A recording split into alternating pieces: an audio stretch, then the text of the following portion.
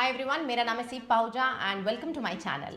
देखिए, आप जानते हैं बीच में एक ना छोटी सी खबर आई थी कि एनटीए अब नीट का एग्जाम कंडक्ट नहीं कराएगा, अब एनएमसी कंडक्ट कराएगी। अब एनएमसी ने अपनी वेबसाइट पर एक गैजेट रिलीज किया है जिससे बहुत सारी बातें बेटा उसने बोली हैं। ये गैजेट 2 जून को तकरीबन रिलीज हुआ था। उसमें जो मेन चेंजेस उन्होंने बताए हैं जो कि डिफरेंट है from the existing rules and regulation, वो मैं आपको इसमें बताने वाली हूँ। अब ये वैलिड होगा या नहीं होगा ये हमें नहीं पता। हम नहीं कह सकते कि तीनों चीज़ें एप्लीकेबल होंगी क्योंकि अभी ये फाइनल नोटिफिकेशन नहीं आया कि एनएमसी की ही मानी जाएगी और एनटीए इसमें अब कोई रोल प्ले नहीं करेगा। ये सच भी हो सकता है, ये बेटा हो सकता है कि जस्ट एक प्रपोजल है, अभी कुछ फाइनल नहीं कह सकते। बट वो 3 बड़े क्या चेंजेस है उसके बारे में बात कर लेते हैं। पहला बेटा उन्होंने क्लैरिफाई किया है अबाउट द एलिजिबिलिटी क्राइटेरिया। उन्होंने बोला है कि यार there is no limit on the number of attempt. आप कितनी बारी नीट का एग्जाम दे सकते हैं, आप 4 बारी, 5 बारी, 10 बारी, और कोई एज लिमिट भी नहीं है, no age limit on the NEET examination. ठीक है, ये आपका एलिजिबिलिटी क्राइटेरिया। प्लस बेटा इस गैजेट में कोई भी बात प्राइवेट कैंडिडेट की नहीं की गई है।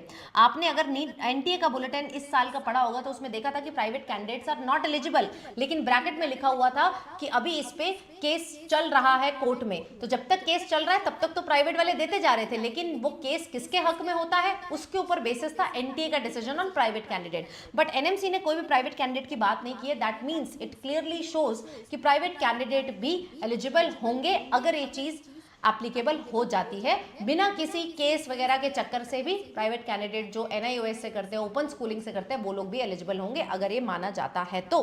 दूसरा बेटा इन्होंने काफी एक डिफरेंट चीज लिख दी है जो कि प्रॉब्लमैटिक भी है। Yes, let me just show you that thing.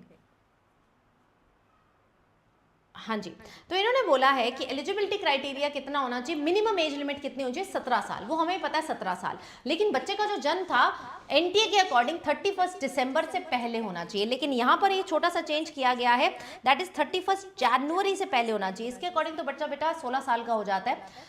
अब ये कितना सच है ये हमें नहीं पता, बट ऐसा यहाँ पर लिखा गया 31 दिसंबर जो होता था उसकी जगह बेटा 31 जनवरी कर दिया गया है इस गैजेट में, अकॉर्डिंग टू दिस गैजेट। ठीक है जी, ये एक बड़ा चेंज यहाँ पर आया है।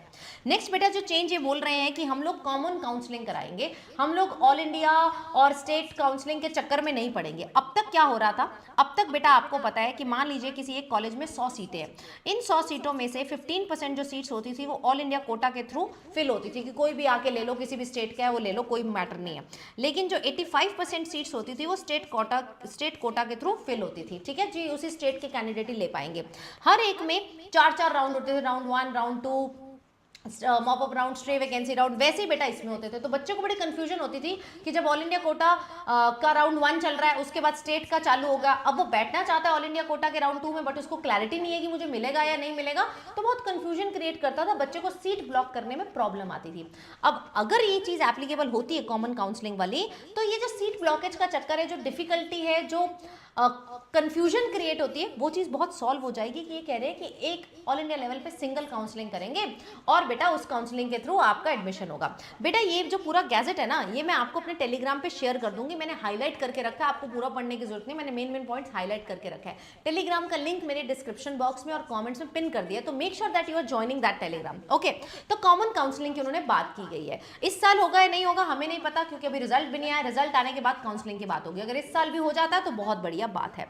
नेक्स्ट चीज जो उन्होंने बात की है इसमें, वो बात की है टाई ब्रेकर की, कि मान लीजिए कुछ 2 बच्चे हैं, दोनों बच्चों के नंबर 620 हैं, तो किसको हम अपर रैंक देंगे। तो वो कह रहे हैं कि पहले हम देखेंगे फिजिक्स में मार्क्स, जिसके फिजिक्स में मार्क्स है उसको देंगे। मान लो फिजिक्स में भी सेम है तो यार हम देखेंगे केमिस्ट्री के मार्क्स, जिसके केमिस्ट्री में ज्यादा है उसको हम नंबर देंगे। अगर ये भी सेम है तो फिर हम देखेंगे बायो के मार्क्स, जिसमें बायो में ज्यादा है हम उसको देंगे। और मान लो ऐसा कोइंसिडेंस हो जाता है कि तीनों में सेम मार्क्स हैं, तो यार लॉटरी निकलेगी, और वो जो लॉटरी है वो कंप्यूटर जनरेटेड लॉटरी है, ह्यूमन का उसमें कोई इंटरवेंशन नहीं है। तो इस तरीके से टाई ब्रेकर अपना काम करेगा। ये मैं आपको बेटा गैजेट में भी दिखा देती हूँ कि कहां पर ये सारी चीजें अंडरलाइन की हुई है। तो ये जो पॉइंट नंबर 10 है, ये पॉइंट किससे रिलेटेड है, टाई ब्रेकर से रिलेटेड है। देन बेटा पॉइंट नंबर 11 एलिजिबिलिटी क्राइटेरिया से रिलेटेड है कि कोई एज लिमिट नहीं है, कोई अटेम्प्ट पे लिमिट नहीं है। साथ ही बेटा ये जो जनवरी इन्होंने लिख दी है, थोड़ा सा चेंज है फ्रॉम एनटीए।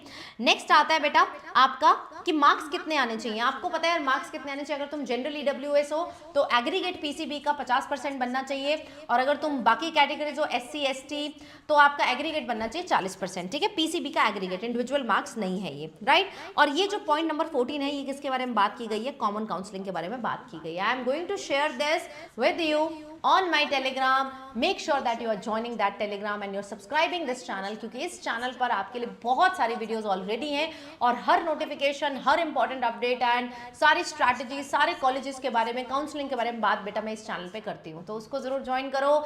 मेरे से पढ़ने के लिए मेरा टेलीग्राम जरूर ज्वाइन करो, वहां पर फ्री क्लासेस, फ्री डीपीपीज आपको मिलती हैं, ठीक है। तो दोनों चीजें जरूर ज्वाइन कर लेना एंड मैं ये आपके साथ शेयर कर देती हूँ। और अच्छा, मुझे कमेंट्स में बताओ कि यार इन तीनों पॉइंट्स में से तुम कौन सा पॉइंट चाहते हो कि यार एप्लीकेबल हो जाए, ठीक है।